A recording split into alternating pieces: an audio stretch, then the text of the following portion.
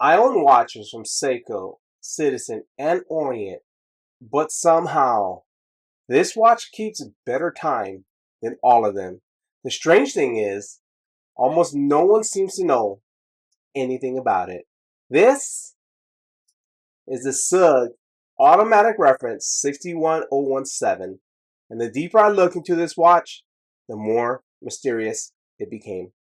But the most interesting thing about this watch isn't the specs, it's the story behind it. Because this watch didn't start with me, it started with my father in law, and now it belongs to my son. One of the few clues we actually have about the history of this watch comes from a family photo. We have a picture of my father in law wearing this exact watch while holding my son when he was about 1 year old. My son is 18 years old now. So we know this watch has been part of our family for at least 17 years. And from what I understand, my father-in-law had the watch many years before that. So while I don't know the exact year this watch was made, I do know that it has already lived a lot of life. Now we know 17 years, 18 years, or even 20 years, it's not a long time for a watch, but it's not necessarily the time or the age of the watch that makes a difference, but more the memories and the sentimental value behind anything for that matter. Looking at the watch itself, the design is simple but really interesting. The crown sits at the traditional 3 o'clock position, which is where you'll find it on most mechanical watches. The dials feature what's known as a triple calendar layout, displaying the month, the day, and the date. The date window sits at the 6 o'clock position, which gives the dial a really balanced and symmetrical look. The cool thing is about this, instead of adjusting everything through the crown, the watch itself has 2 push buttons on the side of the case. Those pushers are used to adjust the day and month functions, which is something you sometimes see on mechanical calendar watches. The dial also uses applied hour markers, meaning the markers are individual metal pieces attached to the dial rather than printed on it. That gives the watch a little more depth when the light hits it. Turning the watch over, you can see the movement through the display caseback. The rotor is engraved with the SUG name, and you can watch the automatic movements working as the rotor spins. Like most automatic watches, the movement winds itself using the natural movement of your wrist. The caseback also confirms a few specifications. The watch has a stainless steel case, runs on an automatic movement, and is rated for 5 ATM water resistance, which is about 50 meters. That means it can handle everyday situations like washing your hands or getting caught in the rain. Now here, where things get a little interesting. Even though the rotor is engraved with the SUG name, that doesn't necessarily mean the movement itself was manufactured by SUG.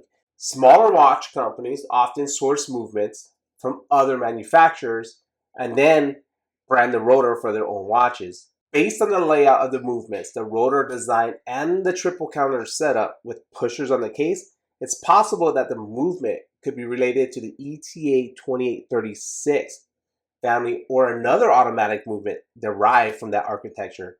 But without opening the watch and inspecting the movements more closely, that's really just an educated guess. So, the exact origin of the movement is still a bit of a mystery. Dimension-wise, this is actually a pretty substantial watch. The case comes in at about 46 millimeters with the lug-to-lug measurements of around 49 millimeters, and it's roughly 15 millimeters thick. The watch uses a 22 millimeter lug width, which is actually the same strap size used on the classic Seiko SKX007 dive watches. So if you're familiar with the SKX, this watch will feel pretty similar on the wrist, just slightly larger. Now the bracelet. The watch comes fitted with the stainless steel bracelet, and the bracelet itself has a really unique design. It uses the 5-link layout with 2 outer links and 3 smaller center links running down the middle. That design gives the bracelet a lot of articulation, which helps it wrap comfortably around the wrist. Another interesting detail is the clasp design. Instead of closing completely flat like most watch clasps, this one actually has a slight angle to it, which helps it follow the curve of the wrist. It's a subtle design feature, but it's something you don't see very often. But here, where things get really interesting. Even though there's very little information about this watch online, it actually keeps better time than some of my bigger brands in my collection. It runs more accurately than my Seiko, my Orient, and even my Citizen, which honestly just makes this watch even more interesting. Because when you try to research it, there's almost nothing about it. Very little documentation, very little history. It's almost like this watch just quietly existed. But at the end of the day, the specs and the mystery aren't really the most important part. Because this watch isn't just about mechanics. It's about where it came from. This watch spent many years on my father-in-law's wrist. Through work, through everyday life, through all the moments that eventually add up to a lifetime. And now that same watch belongs to my son. Most watches measure time, but some watches carry it. And someday, many years from now, maybe my son will pass it on to someone else. And when that happens, this watch won't just be measuring time anymore. It will be carrying 3 generations of it. And if anyone watching happens to know more about SUG watches or the 61017 model, I love to hear about it in the comments. Because the more I look into this watch, the more mysterious it becomes.